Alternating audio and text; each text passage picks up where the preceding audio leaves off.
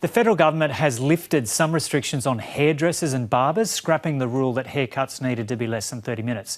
The measure was announced on Tuesday night as part of further social restrictions to deal with the coronavirus outbreak. Sarah Anderson is a hairdresser from Melbourne and she joins us now. Sarah, g'day. So how long have you been a hairdresser and what has your setup been? So I've been hairdressing for 27 years. Wow. And I now work from home. So I have the salon set up with my family obviously living at home as well. Yes. And how many clients have you had? Well, up to a couple of weeks ago, what was your client base? Look, I've got a clientele probably of about 80, so Wow. I'm booked out most days. I have, as of yesterday, cancelled and shut down due to the new 30-minute rule, which obviously has been changed again. Yeah, so are you reopening now because the rule's been changed? No, I will not be reopening. There's a lot of outrage amongst the hairdressing community at the moment for the lack of consideration for our wellbeing and safety, as well as that of the community, our clients and our own families. We should be shut down. And why do you say that? It's you know, we have been told and encouraged to stay at home for the safety of our community and to flatten the curve. And yet it is acceptable in a global pandemic to go and get your hair done. That doesn't make sense. Beauty salons are closed down, nail salons are closed down, but you can still go and get your hair done. This is not safe for anybody. Yeah. And so do you believe, are you optimistic that you'll be able to get some financial compensation for this, or are you concerned that you might not be because the government has said you're able to stay open? That has also been quite a topic in amongst the hairdressing industry as well. There's a great difference between having to make the choice to close and obviously being legally forced to close down, and a lot of hairdressing salons and owners are finding that particularly difficult to be forced to make that choice, given that we know that it may limit the amount of help that we are able to receive once making that choice. Yeah. And so are you going to put in an application to Centrelink? Yes, I certainly will be putting in an application myself. You know, and I'm in a fortunate position where I am a sole provider, a sole operator, so I don't actually have other staff to worry about. There are many salons out there who have had to let off staff, as have many industries. But, you know, it goes back to an issue of safety. Why are we still operating?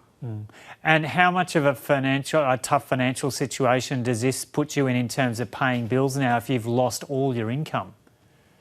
I'm in the fortunate situation where my husband is able to work from home at the moment. And so I potentially will not feel the effects I've made a choice to close for 3 weeks until further notice. So for 3 weeks at least I, shall be okay. But that's because I have the support of a husband who's still able to work. Have you tried to log on to that Centrelink website yet? Not as yet. I'm still absorbing thank you. I'm still absorbing last night's decision and yet again another change for the hair industry. Yeah, and hairdressers develop really close relationships with their clients over the years, and I'm sure you have done so since you've been in the industry. Absolutely. For 30 odd years, and you've got 80 clients. What was it like having those conversations with those clients over the last couple of days? It was surprisingly emotional.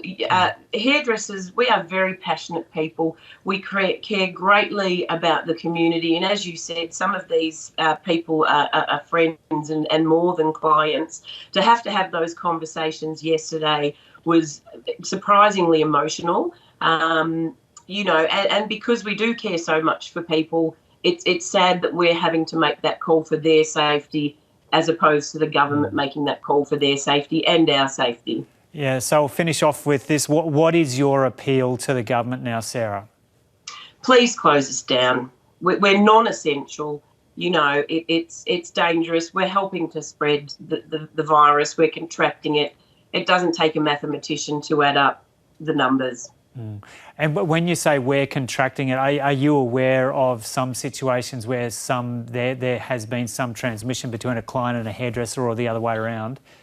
Not individual instances. However, I am hearing from the hairdressing community that people are not taking this as seriously, are still coming in and claiming they've been away on holiday. Their husband's at home in isolation because he's a risk, but they're still coming in to get their hair done.